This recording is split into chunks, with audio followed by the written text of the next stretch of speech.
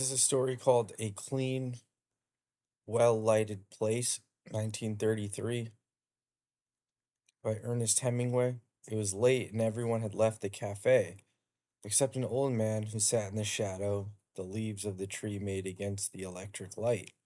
In the daytime, the street was dusty, but at night the dew settled the dust, and the old man liked to sit late because he was deaf, and now at night it was quiet. The old man was deaf. He felt the difference. The two waiters inside the cafe knew that the old man was a little drunk. Perhaps he was going deaf, and while he was a good client, they knew that if he became too drunk, he would leave without paying, so they kept watch on him. Last week he tried to commit suicide, one waiter said. Why? He was in despair. What about? Nothing. How do you know it was nothing? He has plenty of money. So that, you know, it's a good attempt there.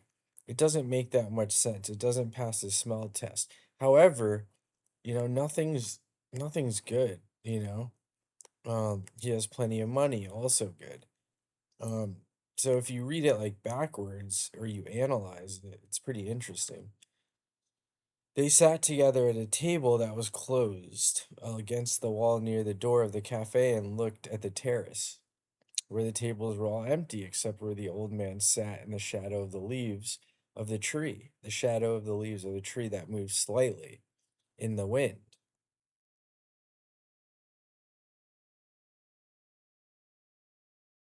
So I think it's because of the wind, right? They don't move in the wind, they move because of the wind. A girl and a soldier went by in the street. Again, good. The street light shone on the brass number of his collar. The girl wore no head covering and hurried beside him. The guard will pick him up, one waiter said. What does it matter if he gets what he's after? He had better get off the street now. The guard will get him. They went by 5 minutes ago. The old man, who's deaf, sitting in the shadow, rapped on his saucer with his glass. The young waiter went over to him. What do you want? The old man looked at him. Another brandy, he said. You'll be drunk, the waiter said. The old man looked at him. The waiter went away. He'll stay all night, he said to his colleague. I'm sleepy now. I never get into bed before 3 o'clock. He should have killed himself last week. The waiter took the brandy bottle and another saucer from the counter inside the cafe and marched out to the old man's table. He put down the saucer and poured the glass full of brandy. You should have killed yourself last week. So this is a cliche. He should have killed himself. Um, he should have killed himself last week. Now it's you should have killed yourself last week. One of those is God is dead. He said to the deaf man. There's great propaganda of Beethoven as an old man going deaf, but making his greatest symphony. The old man motioned with his finger.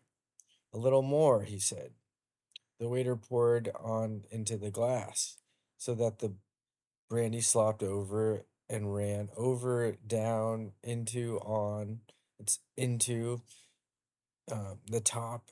Those are all prepositions, the old man said. The waiter took the bottle back inside the cafe. He sat down at the table with his colleague again. My bet is that there's no adverbs. He's drunk every night. What did he want to kill himself? How should I know? How did he do it? He hung himself with a rope.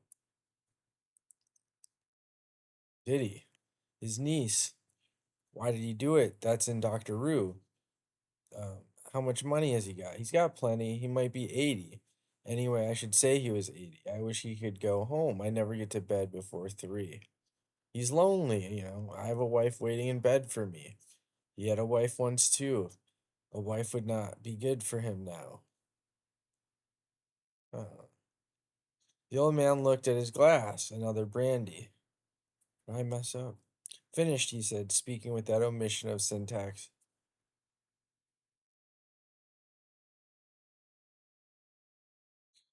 This might be. Do you think there's syntax? I'm gonna check another version. I'll be right back. This is a different version. Finished, he said, speaking with that omission of syntax stupid people employ when talking to drunken people or foreigners. No more tonight, close now. Close now. Another, said the old man. No, finished. So the waiter wiped the edge of the table with the towel and shook his head. The old man stood up, slowly counted the saucers, took a leather coin purse from his pocket, and paid for the drinks, leaving half a peseta tip. Indeed, perhaps they're in Spain. The waiter watched him go down the street, a very old man walking unsteadily but with dignity. Why didn't you let him stay and drink? The unhurried waiter asked. They were putting up the shutters. It is not 2:30. Time's very interesting. It's something like zwei or 25 or something like dos cuarto. I want to go to home to bed. What is an hour? More to me than to him. An hour is the same. You talk like an old man yourself. He can buy a bottle. For instance, in the Bible, it says, look after me for an hour. A lot of Americans apply that to war. So saying, what is an hour is tough. That's a greater than or equal sign. More to me than to him. An hour is the same. That's an equal sign. No, it's not, agreed the waiter with a wife. He did not wish to be punitive or unjust. He was only in a hurry. And you? You have no fear of going home before your usual hour? Are you trying to insult me? No, hombre. Only trying to make a joke. So I'm turning off the electric light, the Kool-Aid electric test. He continued the conversation with himself. It was the light, of course, but it was necessary that the place be clean and pleasant. You do not want music. Certainly, you do not want music. Another quote from Twilight of the Idols. Nor can you stand before a bar with dignity, although that is all that is provided for these hours. What did he fear is not fear or dread. It was nothing he knew too well. It was all anointed, and a man was anointed as well as a woman. It was only that the light was all it needed and a certain cleanness and order. Some lived in it. Uh, this is real. Some lived in it and never felt it, and it was all nada, yeah, pois nada, ne nada, pois nada, or nada who art nada, nada be thy name, thy kingdom, nada thy will be thy nada as it is in nada. Buddha, our daily bread, as we live on the Nautilus, but deliver us from pois nada. Hail nothing, full of nothing, nothing is with thee. And this is kind of the denouement. He smiled and stood up. So, if nothing else, indeed, does he not commit suicide? Otro locos mas, the barman says. A little cup, said the waiter. The light is very bright and pleasant, but the bar is unpolished, the waiter said. The barman looked at him but did not answer.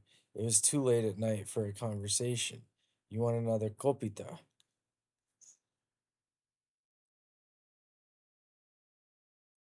No, thank you. The waiter and what he disliked bars and bodegas.